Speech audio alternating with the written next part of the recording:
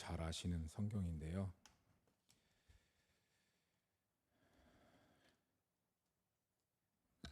제가 7절부터 읽어드리겠습니다.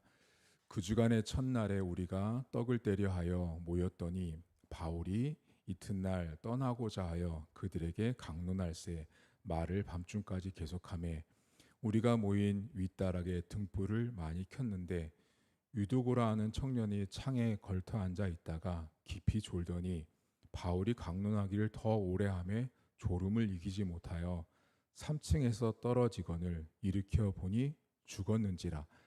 바울이 내려가서 그 위에 엎드려 그 몸을 안고 말하되 떠들지 말라 생명이 그에게 있다 하고 올라가 떡을 떼어 먹고 오랫동안 곧 날이 새기까지 이야기하고 떠나니라.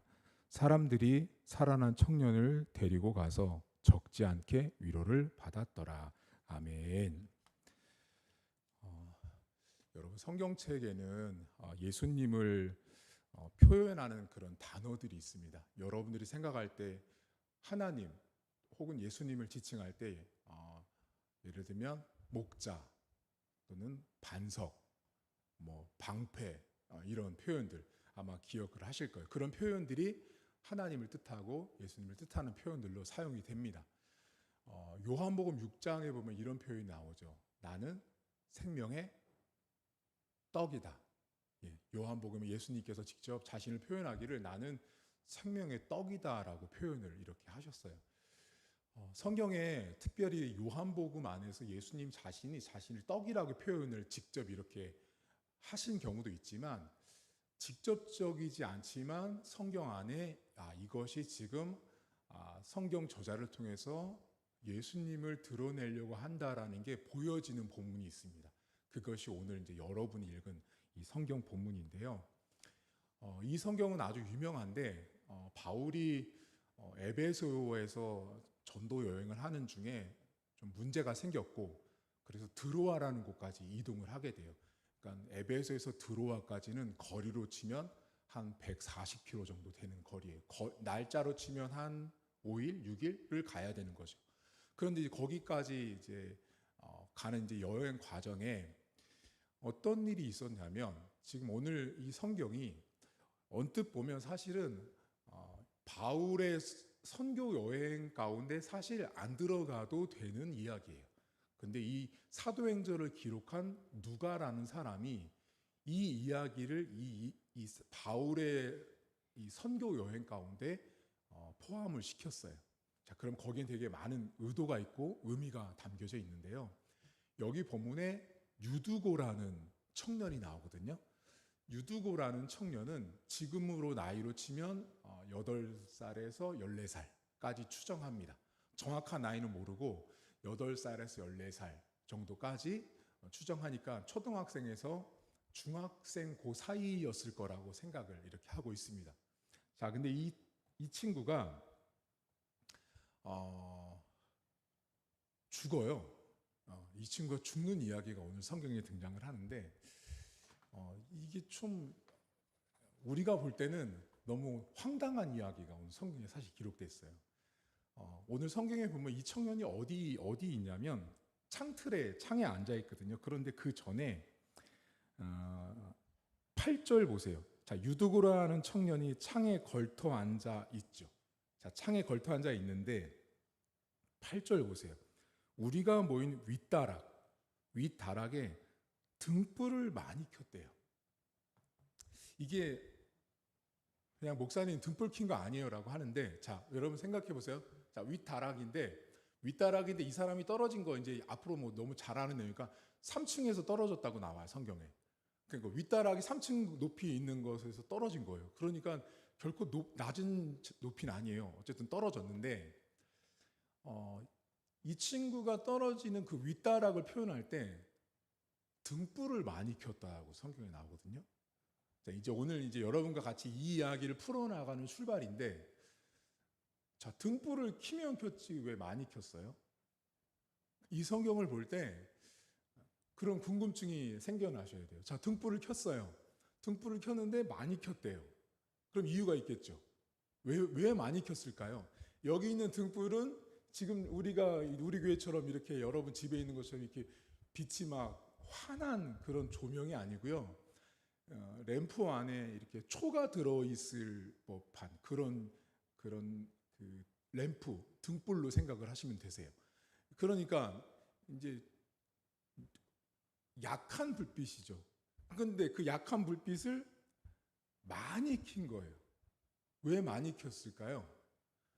여러분 만약에 저희 본당을 불을 다 끄고요.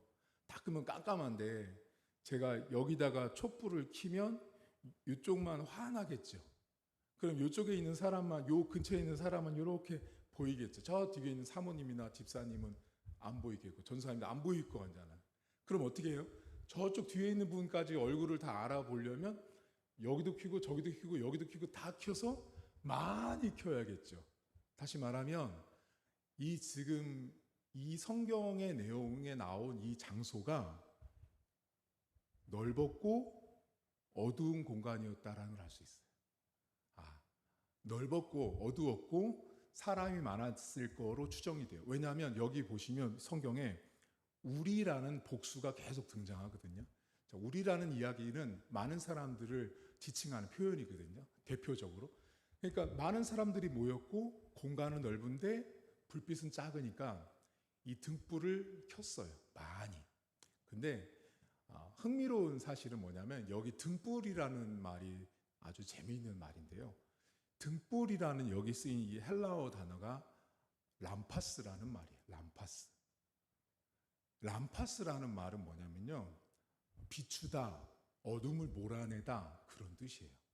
그래서 여러분 그 람파스를 가지고 이름을 지어도 멋진 이름이 나올 수 있습니다. 예를 들면 우리 만약에 청년부 할 때 람파스 청년부, 람파스 전도회, 람파스 남성 중창단, 람파스로 해서 만들 수 있는 이름들이 아주 많아요. 그런데 왜 이렇게 람파스라는 이름이 이 헬라어가 귀하냐면 람파스라는 이름은 원래 구약 성경에 이 람파스가 등장할 때는요. 신의 현현을 뜻해요. 신이 나타날 때를 뜻하거나 아니면 번성하고 풍성할 때를 뜻할 때가 람파스라는 단어를 씁니다. 그러니까 지금 여기 이 다락방에 람파스가 너무 많이 필요한 거예요. 람파스가 너무 많이 필요한 그런 상황에 지금 있었어요. 자, 그런데 이 유드고라는 청년의 이름이 원래 유투코스예요. 유티코스. 헬라어로 읽으면. 근데 그 이름의 뜻이 아주 재밌습니다. 이름의 뜻이 뭐냐면 운이 좋다란 뜻이에요. 와, 이름이 운이 좋다란 뜻이에요. 행운아 이런 말 들어요. 행운아라는 뜻을 갖고 있는 사람이 이 유드고라는 청년인데 이 친구가 창문에 앉았는데요. 여러분에게 이해를 돕기 쉽게 창문은 여러분 집에 가시면 이렇게 바로 벽에다가 창문 딱 해서 이렇게 할 수 없잖아요. 그러니까 지금이야 뭐 이렇게 베란다도 있고 난간도 있어서 이렇게 하지만 창문이라는 건 그냥 일반적으로 벽에다가 그냥 벽을 뚫어서 창문을 딱 하기 때문에 바로 창문 바깥은 낭떠러지 이렇게 바깥이잖아. 근데 이 당시에 벽은 창문은 어떻게 생겼냐면 창이 있고요. 창 바깥으로 이렇게 폭이 있어요. 앉을 수 있는 자리가. 그래서 누구나 거기에 걸터 앉을 수 있는 넉넉한 공간이 있었던 자리였어요. 근데 거기에 이 친구가 앉았는데 오늘 성경 저자인 누가가 이 친구를 아주 세밀하게 설명을 해주거든요. 그게 몇 절이냐면 9절이거든요. 자, 9절을 보시면 유두고라는 청년이 창에 걸터 앉아 있다가 이제 중요해요. 깊이 졸더니 자, 깊이 졸더니 바울이 강론하기를 더 오래함에 졸음을 이기지 못하여 3층에서 떨어지건을 일으켜 보니 죽었어요.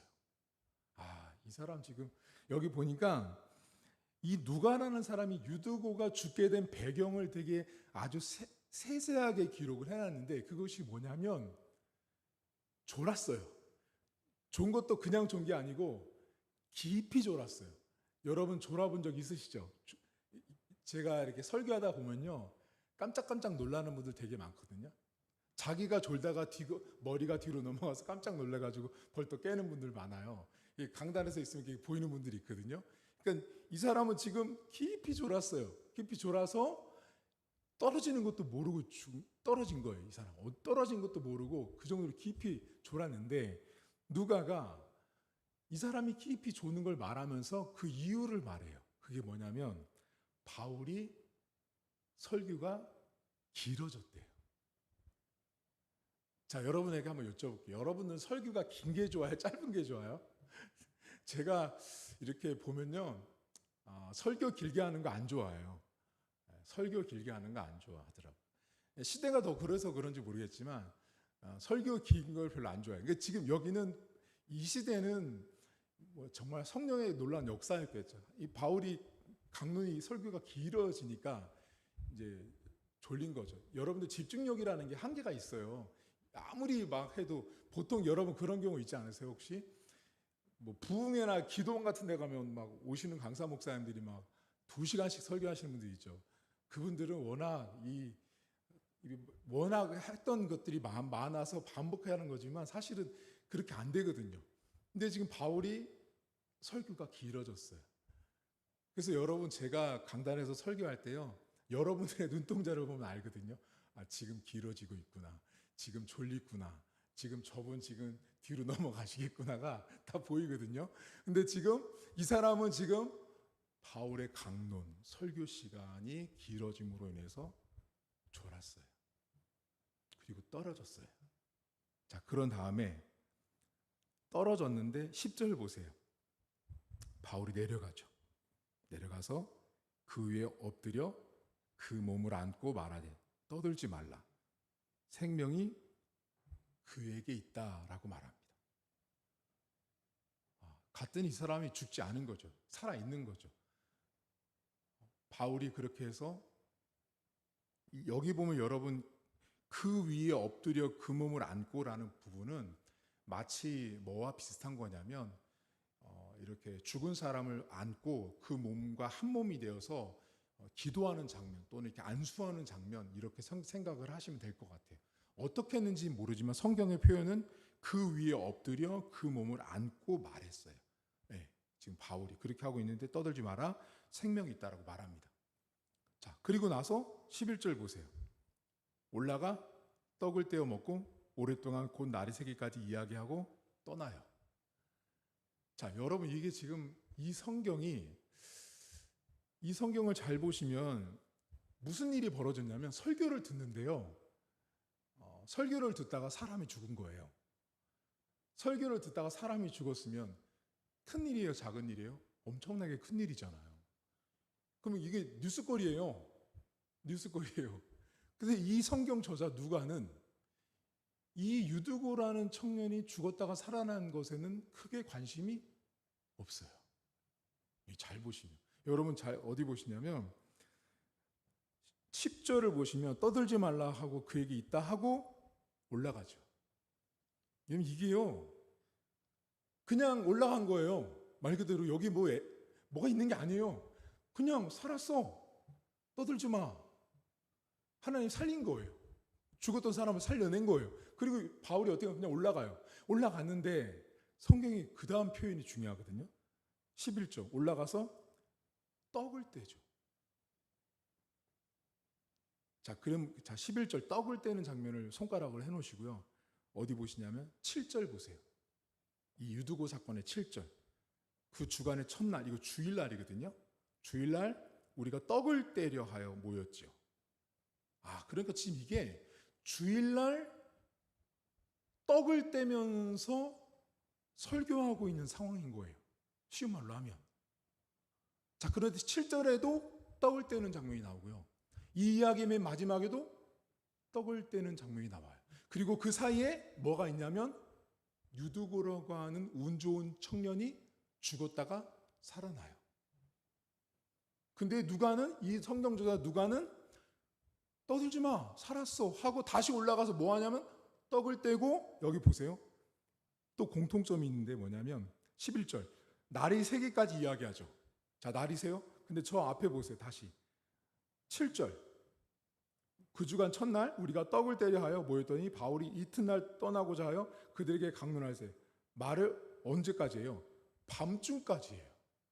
그러니까 지금 이게 7절과 11절의 공통점이 뭐냐면 떡을 떼는데, 떡을 떼고 강론하는데 쉬운 말로 시간 가는 줄 모르고 말하고 있는 거예요, 지금. 근데 그 상황에 한 사람이 죽은 거예요. 근데 죽었는데 그 사람은 살았고, 바울은 어떻게 해요? 다시 올라가서 떡을 떼고 또 이야기를 하고 밤이 새요. 이 성경 이야기가 죽었다 살아난 유두고를 말하고 싶을 것 같으세요? 이 성경은 포커스가 어디 있냐면 떡을 떼고 있는 말씀의 현장에 포커스가 있다는 걸 보셔야 돼요. 자, 그러면 여러분, 이 사도행전은 누가 기록했냐면 누가라는 저자가 기록하거든요. 근데 누가복음 7장에는 뭐가 나오냐면 나인성 과부의 아들을 예수님이 살리세요. 자, 근데 거기는 생명의 떡이신 예수가 직접 죽은 자를 살려내요. 그 과부의 아들 살려내요. 누가복음 9장에는 뭐가 나오죠? 오병이어의 사건이 나오는데 그때는 예수님이 떡을 떼주신 사건이 나와요. 그리고 오늘 이 사건은 떡을 누가 떼이지? 예수님이 아닌 바울이 등장하는 거죠.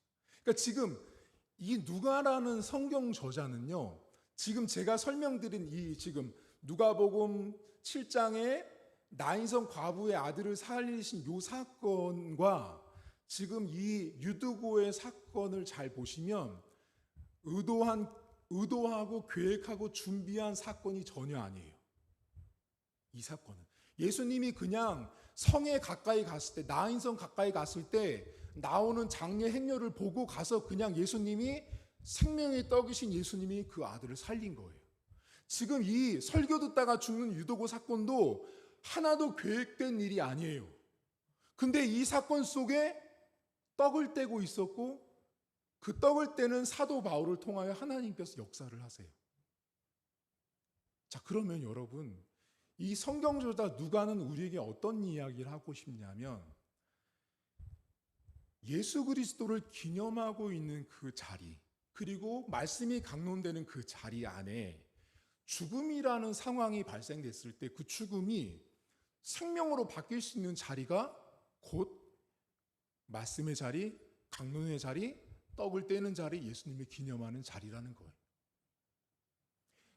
여러분, 오늘 우리가 이렇게 예배를 드리잖아요. 우리가 예배를 드리는 이유는 예배 가운데 반드시 떡 자체이신 생명의 떡이신 예수님이 선포되어지고 예수님이 거론되어져야 돼요. 근데 왜 여러분 안에, 우리들 안에 생명이 없을까요? 여러분, 여기 우리 교회는 죽으면 살아나요, 안 살아나요? 김 집사님, 죽으면 살아날 것 같아요, 안 살아날 것 같아요? 우리 안에 그런 믿음이 없죠. 사실 죽으면 우리는 당장 어떻게 해요? 119부터 불러야죠, 우리는. 근데 지금 이 시대는, 이 성경 저자는 우리에게 무슨 말을 하고 싶냐면 하나님의 말씀이 전파되는 그 자리, 거기가 아무리 죽음이 들어왔을지라도 그 말씀의 강론의 자리 속에 생명으로 다시 하나님이 역사할 수 있다는 걸 보여주고 있는 거예요. 더불어서 떡을 떼는 이 장면은요, 단순한 게 아니에요. 떡을 떼는 이 장면을 통해서 이 성경 안에 지금 예수님이 있어지고 예수님이 선포되는 그 자리에는 죽음이 변하여 생명으로 바뀔 수 있다는 것들을 누가는 알려주고 싶어 합니다. 여러분, 오늘 지금 예배를 드리고 계시죠? 여러분 예배 가운데 정말 저는 여러분들의 생명들이 솟아나고 다시 살아나기를 주의 이름으로 축복합니다. 저는 예배가 그렇게 되어야 한다고 봐요. 여러분 예배 가운데 여러분들이 예배를 드리고 있는데 말씀이 선포되어지고 말씀이 강론되어지는 그 자리에 앉아 있는데 우리 안에 생명이 아니라 죽음이 자리하고 있다면 뭐가 문제가 있는 거예요, 지금. 지금 이 성경은 우리에게 뭐를 말하고 있냐면 분명히 죽었거든요. 근데 그 죽음의 자리가 말씀의 현장, 떡을 떼는 자리, 예수 그리스도를 기념하는 그 자리에서 죽음이 변하여 생명으로 바뀌고 있었다라는 사실입니다. 저는 여러분들 삶에 지금 예배를 늘 드리시잖아요. 주일도 드리시고 새벽에도 드리시고 평일날도 늘 예배를 드리신 여러분들 삶에 항상 이런 기대치가 있으셔야 돼요.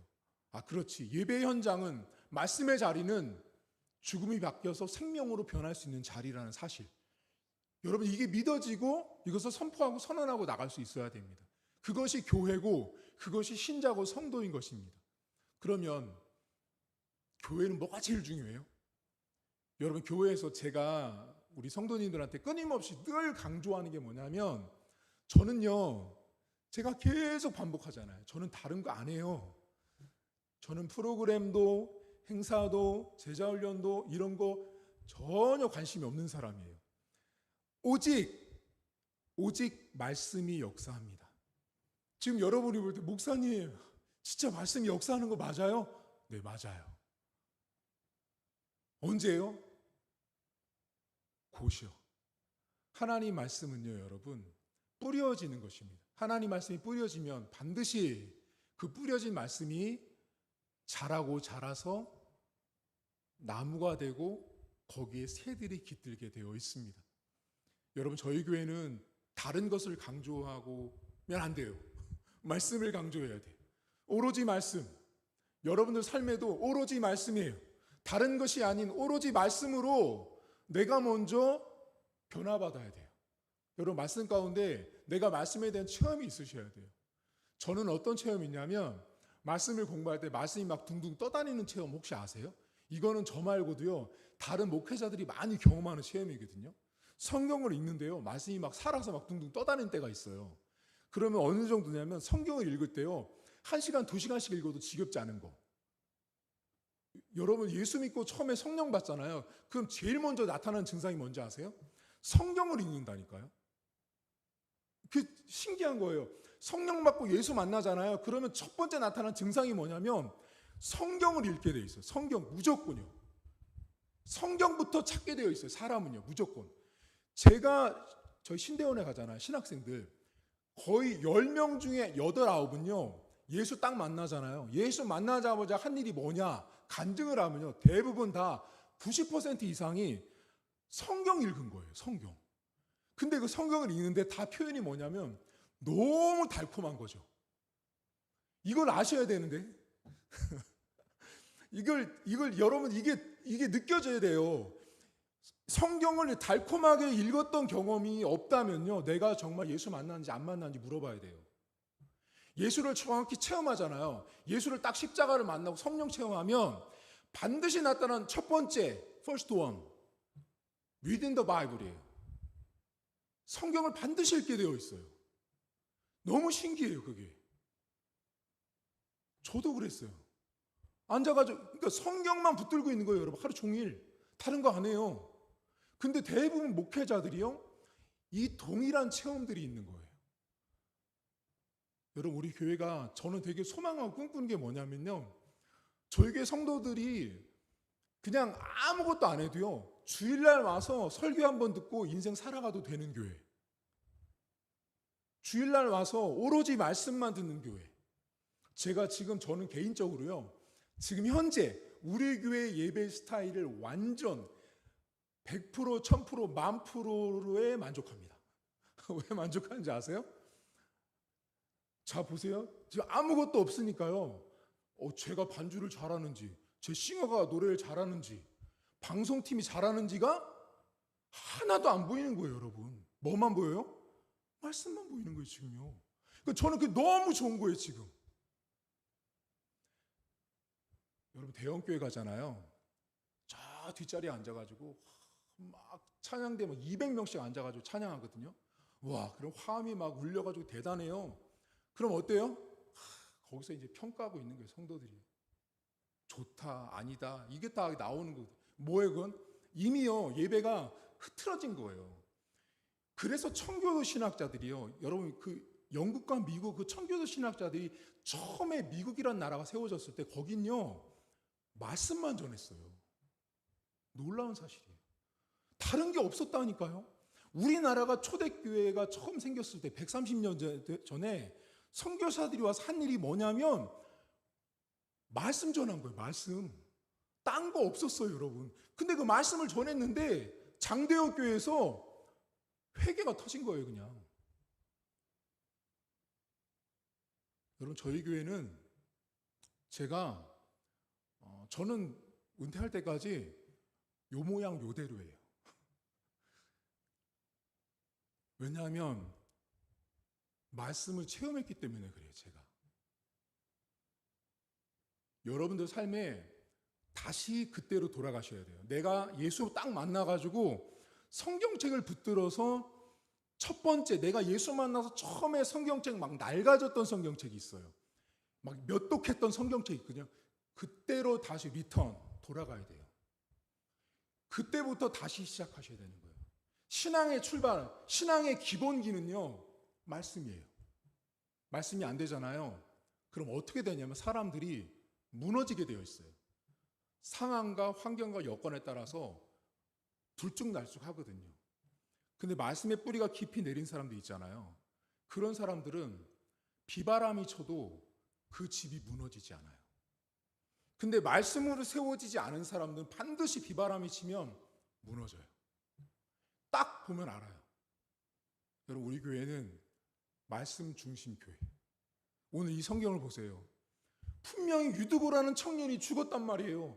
우리로 치면 중학생이 죽었다고. 중학생이 설교 듣다가 죽었으면 그 교회에 발칵 뒤집힌 거예요. 근데 이 성경이 지금 무슨 말이에요?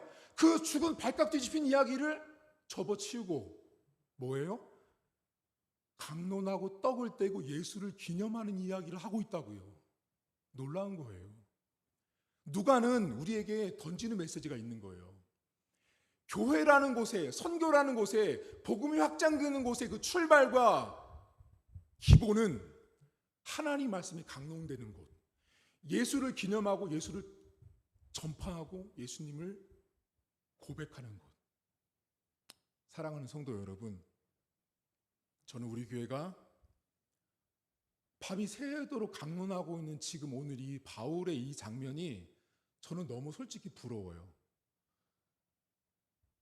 여러분, 만약에 제가 지금 9시 25분이거든요. 여러분, 지금부터 이제 해가지고 이따 12시까지 제가 설교할게요. 그럼 여러분들 다 도망갈걸요? 목사님 지금 공부하다 왔고 일하다 오면 너무 힘들어요. 도망갈 거예요. 근데 지금 성경이 뭐라 그래요? 앞뒤에 떡을 떼고 밤이 맞도록 강론하고 있는 것이 양옆으로 딱 구조화됐단 말이에요. 되게 중요한 성경의 구조예요. 저는 여러분 축복합니다. 말씀을 읽으세요. 오늘 성경 몇 장이나 읽으셨어요? 제가 예상하건대 우리 지금 유튜브로 영상 드리는 우리 성도님들이나 여기 현장에 있는 분들 예상하건대 오늘 이 중에 우리 교인 중에 오늘 성경을 5장 이상 보신 분이 계시면 제가 그분에게 100만 원을 드립니다. 근데 아마 없을 거예요. 5장? 아니요. 한 장도 보기 어렵습니다. 왜 여러분 성경을 못 보는 거 왜 못 보는지 아세요? 성령 충만하지 않기 때문에 성경을 못 보는 거예요. 성령이 충만하잖아요. 그 성령 충만한 그 증상들이 있어요.